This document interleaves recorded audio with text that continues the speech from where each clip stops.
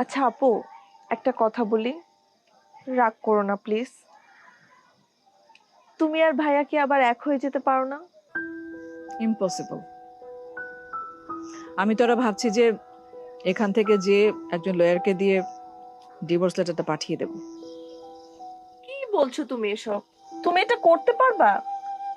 অবশ্যই পারবো, পারতে আমাকে হবেই। ওর জেদ আছে, ওর রাগ আছে, আমার নেই। আর এই সমস্ত কিছুর একটা ফয়সালা হওয়া দরকার। আর দেখতে দেখতে আরেকটা অ্যানিভার্সারিও চলে আসলো। একবার একটা কল তো করতে পারো। অসম্ভব।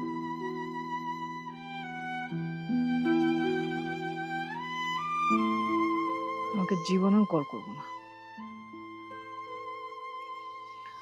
চল ডিনারটা সেরে আসি।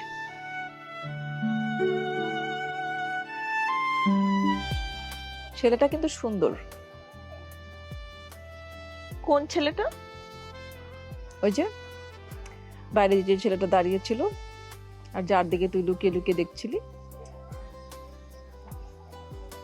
আমি কই দেখছিলাম, ওই তো আমার দিকে তাকাচ্ছিল। ও তাই?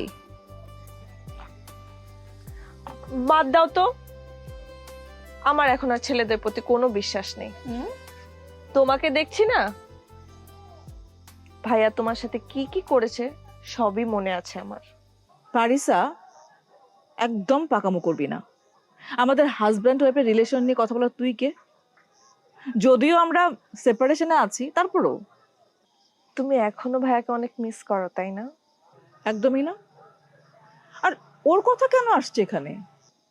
আচ্ছা আপু, একটা কথা বলি, রাগ করো না প্লিজ। তুমি আর ভাইয়া কি আবার এক হয়ে যেতে পারো না? ইম্পসিবল। আমি তো ওরা ভাবছি যে এখান থেকে যে একজন লয়ারকে দিয়ে ডিভোর্স লেটারটা পাঠিয়ে দেব। কি বলছো তুমি এসব? তুমি এটা করতে পারবা? অবশ্যই পারবো, পারতে আমাকে হবেই। ওর জেদ আছে, ওর রাগ আছে, আমার নেই। আর এই সমস্ত কিছুর একটা ফয়সালা হওয়া দরকার। আর দেখতে দেখতে আরেকটা অ্যানিভার্সারিও চলে আসলো। একবার একটা কল তো করতে পারো। অসম্ভব।